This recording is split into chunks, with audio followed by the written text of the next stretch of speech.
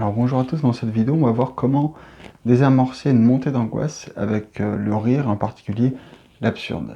Alors il faut savoir qu'en général quand on commence à voir quelque chose qui vient déclencher une crise d'angoisse ou juste une forte montée d'angoisse, on va dire un fort stress, euh, si on met la pause sur ce qu'on est en train de penser, on va avoir une pensée particulière et souvent une image particulière qu'on vient se raconter. En fait, quelque chose d'extérieur, même des fois intérieur, vient déclencher cette image-là, qui va générer du stress dans notre corps et déclencher une crise d'angoisse.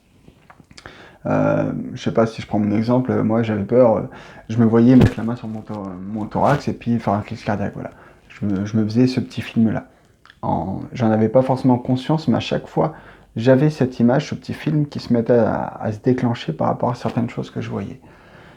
Pour illustrer le truc à faire, j'ai un petit exemple, j'ai une amie qui était infirmière, quand elle est passée infirmière libérale, la première fois qu'elle a dû aller chez un patient pour le piquer, elle était super stressée, elle me disait putain mais je vais le piquer, je vais peut-être lui faire du mal, machin, ça me stresse, blabla. Vraiment, je la sentais vraiment agitée, et je comprenais pas, alors au début j'ai essayé de lui expliquer, je dis bah attends, t'es en hôpital depuis 10 ans, tu connais ça, t'as fait ça devant des médecins, devant d'autres infirmières, tu connais.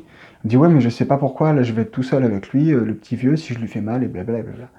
En fait, derrière, elle avait certainement une image de, voilà, elle se voyait le piquer, peut-être se foirer, et puis le vieux souffrir. Et ça l'a stressé. Alors, qu'est-ce que j'ai fait, je lui dis, mais ouais, c'est vrai qu'imagine, imagine, tu dérapes comme ça, tu lui arraches un bout de peau, et puis en même temps, tu trébuches, et puis là, d'un coup, tu arrives, et puis tu lui coupes un peu la gorge, et tu finis comme ça par te le planter. Et tu meurs bêtement comme ça. Alors elle s'est mise à rigoler, elle me dira, ah, t'es con, machin. Et le jour où elle était piquée ce petit papy, là, quand elle est revenue, elle me dit, ah, putain, je sais pas ce que tu m'as fait, mais quand j'ai sorti mon aiguille pour commencer à y aller, je me suis mis à rigoler. Parce que sans qu'elle se rende compte à l'intérieur, cette image absurde que je lui avais mis où elle dérapait et puis elle venait se piquer, elle était venue se mettre à la place de l'image qu'elle avait, elle, qui lui faisait peur.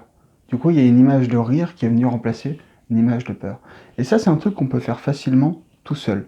Il faut juste, les moments où vous avez le début de crise d'angoisse, au début où vous avez une forte angoisse qui monte, de mettre la pause et d'observer quelle image vous avez en tête, à quelle image vous êtes en train de penser. Et une fois que c'est fait, en fait, c'est de l'exagérer, de la pousser jusqu'à l'absurde.